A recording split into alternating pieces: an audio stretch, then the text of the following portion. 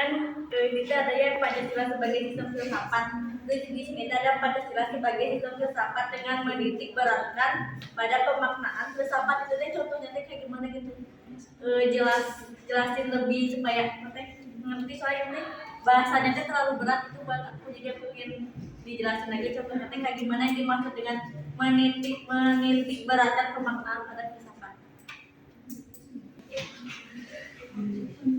Negara ada duanya itu pemaknaan Pancasila. Di slide itu kan ada pemaknaan Pancasila sebagai dasar negara, filsafat negara dalam beberapa aspek. Nah di pinggir itu ada aspek-aspeknya kan, ada ekonomi, politik sama hukum. Nah ini kan dalam buku tersebut apa sih kaitannya sama Pancasila sebagai sistem filsafat? Jadi hubungannya, iya kaitannya tuh dengan Pancasila sebagai sistem filsafat ini boleh dijelasin?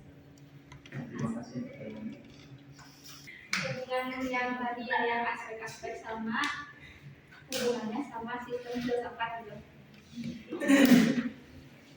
Hubungannya itu sebagai Pancasila, kan Pancasila itu dasar filsafat.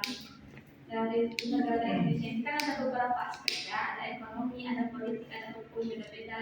Nah setiap aspek itu juga pemikiran untuk filsafatnya beda-beda gitu, jadi gak bisa disamain. Yang harus sesuai dengan nilai Pancasila itu sendiri.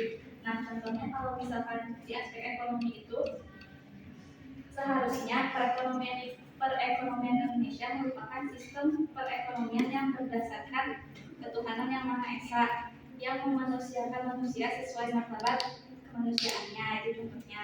Kalau dari aspek politiknya itu seharusnya sistem politik di Indonesia adalah sistem politik berdasarkan sama ketuhanan yang Maha Esa juga. Kita itu sebagai rakyat itu sebagai subjek dan objek politiknya gitu. Jadi Indonesia itu sesuai dengan martabat kemanusiaannya dan dilakukan secara adil itu dalam politiknya. Jadi tujuannya itu harus menyatukan, bukan memecah belah masyarakat Indonesia itu sendiri gitu dengan nilai-nilai yang ada Pancasila. Terus kalau dari aspek hukum itu menempatkan Pancasila menjadi kitab hukum, jadi menjadikan Pancasila sebagai dasar perundang-undangan Indonesia.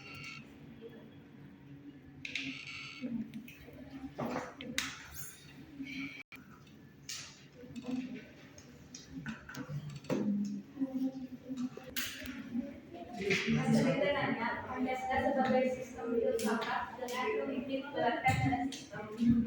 Nah yang dimaksud dengan sistem filsafat itu kan contohnya ya, yang ada belajar di filsafat kayak tiga aspek: ontologi, epistemologi, sama aksiologi. Nah itu dikaitkan dengan Pancasila itu. Jadi Pancasila itu diibaratkan kepada sistem filsafat itu disediakan sesuai yang dikatakan Pancasila itu dihubungi ya, putus.